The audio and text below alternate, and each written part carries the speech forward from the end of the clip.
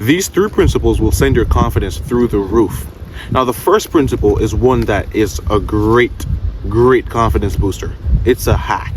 And this is the principle that you have to fail forward, right? You will never have a social interaction that is perfect. Every interaction has some flaws that you can adjust and fix. And that is where failure comes in, because you will always fail to some degree in an interaction. And when you're just starting out, you will never be perfect. How do you expect to be perfect when you're just starting a new venture? That does not happen. And this is one I use personally, right? Since there will never be a perfect social interaction, then what you can do to improve your social interaction and boost your confidence is to learn from your mistakes in each situation. Analyze them. Look to the mistakes that you've made and try to fix them. And with each interaction, you'll get better. With each conversation you have with someone that maybe intimidates you, or maybe you're anxious for no reason, it'll improve, right? You have to fail forward. Failure, if reflected on, really skyrockets progress. You will begin to make real change, noticeable change as well. When you interact with someone, if there's some amount of awkwardness in the interaction, then just reflect on that and try to mitigate it next time. Because I guarantee you, it will be noticed. It will be noticed. And hey, some interactions will go horribly the first 20 times before they go well. And that's okay. You have to be comfortable in the fact that failure will happen. It's inevitable, right? And failure scares a lot of people, which is why they don't get better at certain things, because they're afraid to fail. You have to embrace the fact that failure is a part of it. It's embedded in improvement. You have to fail to improve.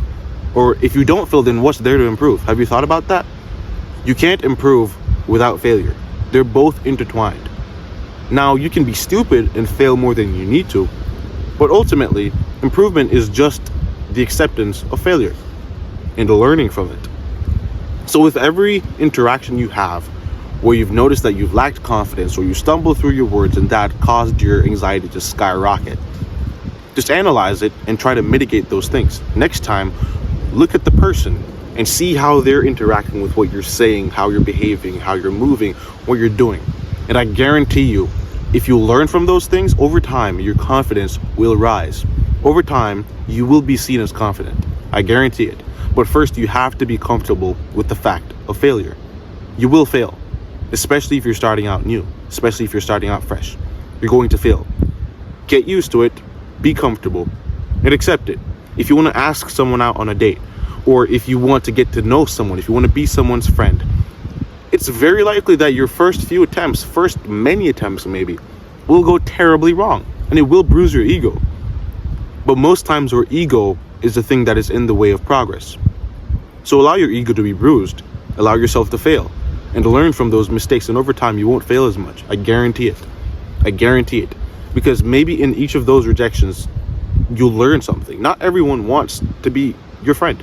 Not everyone wants a friend. Not everyone wants to be your boyfriend or your girlfriend. Not everyone wants a partner, right? So failure doesn't necessarily reflect on you, but there are definitely things you can always learn, right?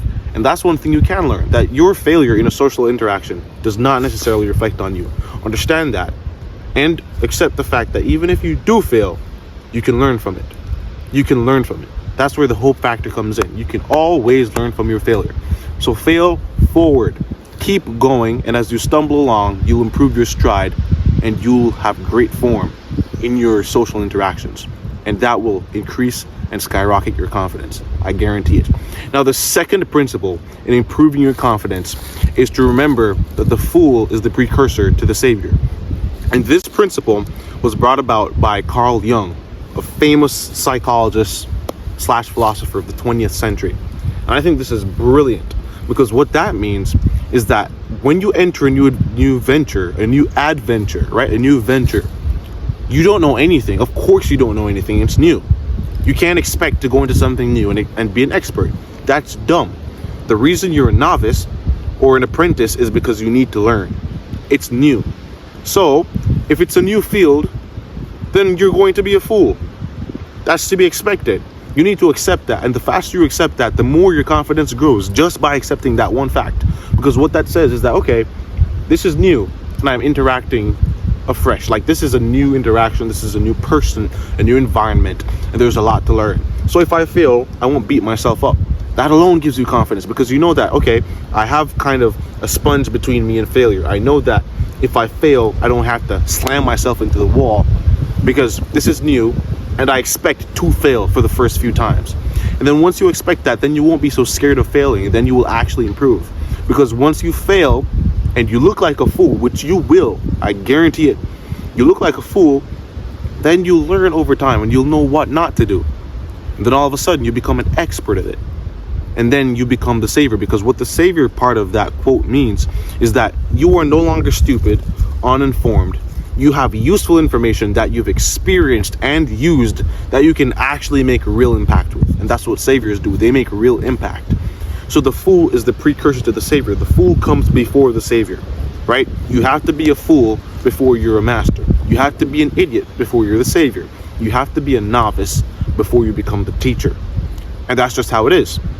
And there is no perfect interaction. I keep repeating that because I think it gives some sort of reassurance that you will never have a perfect interaction. There will always be something you can improve, something you can fix.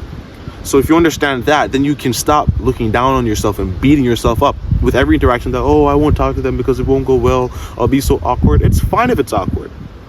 You might never build a strong relationship with this person. You have to come to accept that. You cannot be everyone's friend. Not everyone wants to be your friend. Heck, sometimes you don't even know what you want. A lot of the people you say you want to be friends with, you really don't want to be friends with. So accept all this and move forward, knowing that failure is very, very necessary for improvement. You must fail to improve. They're intertwined, right? They're intertwined. Now, the third step for improving your confidence, and this is my personal favorite. I love this. It's a game changer. I think this is a complete hack. The third step is to realize that everyone is a human being, and so are you. You are a human being, and so is everyone else. And what that means is that whenever we lack confidence in a certain situation, it's because we have a blown up view of the people we're interacting with, right? And I understand this, especially with group dynamics, right? Because it can be intimidating to be talking to a bunch of people, right? But you have to remember that the same issues and struggles and thoughts and dilemmas that you have in your life are the same things that other people deal with. No one is better than you, and you are no better than anyone. So when you have that view in your mind, the field is level, right? And that you should still treat and speak to everyone with the utmost respect, right? Keep the code. Keep the social code. Don't break rapport. But with that view in mind, you can rest assured that it doesn't matter how you talk to them. It doesn't matter if you slip up. It doesn't matter what they are, what they've done. What matters is that you're speaking to them as a person. They are a person. And personally, when I meet someone of high social standing, high status, I try to reinforce this and regurgitate this in my mind. To remember that, hey, they've done this. They might be a lieutenant colonel, and that's all great. But if I think about that, I'm definitely gonna stumble over my words, and I'm gonna be fidgety. I'm gonna be sweaty, and that will be counterproductive, because I guarantee you, they won't appreciate that. The people you so revere won't appreciate if you speak to them in a non-confident manner. You have to step your game up, because that improves your interaction with them. And so what I do is I view these people through the lens that, hey, they were once my age. They were once as clueless, as directionless, as stupid, as flawed as I am now, right? And so when you see that and you can have this kind of three-dimensional view of the person, then you realize, hey, it's not so bad that I'm messing up. Of course I'm gonna mess up. Of course I'm stupid. You know, this is your first time talking to someone of this standing. So of course you're gonna be nervous, but that doesn't mean you can't perform well. That doesn't mean you can't bring the best side of you out. That doesn't mean you can't be vulnerable and thus a human being.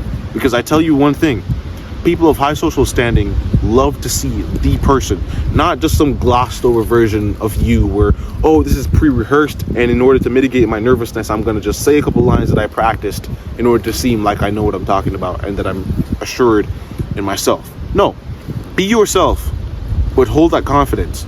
And that confidence can be built once you level the playing field and realize that you are a human being, and so are they. So are they, right? That helps a lot. For me, I keep remembering that. If a guy is like 10 feet tall, super buff, You know, the same things that make me laugh probably make him laugh. You know, I just remember these things that, hey, we're all human beings. We're here going through this world, experiencing the same challenges, the same joys, the same mishaps. So why be anxious talking to anyone? Now, this is not some sort of theory to debase people, right? If someone is of high social standing, you better have your respect for them because they've done things and seen things and experienced things that you have not, right? So don't bring people down to your level and talk to them as if, oh, this guy who's a lieutenant colonel or this guy who's a billionaire is just as clueless as me. That's not what I'm saying. What I'm saying is that they're human beings. And once you are able to bring them down to that level of, hey, they're mere human beings. They're not immortal. They're not gods. They're just like me for the most part. That definitely helps your game. And then all of a sudden, your interactions go more smoothly. People begin to appreciate talking to you. People like you. And then that creates a positive feedback loop where your confidence spirals upwards.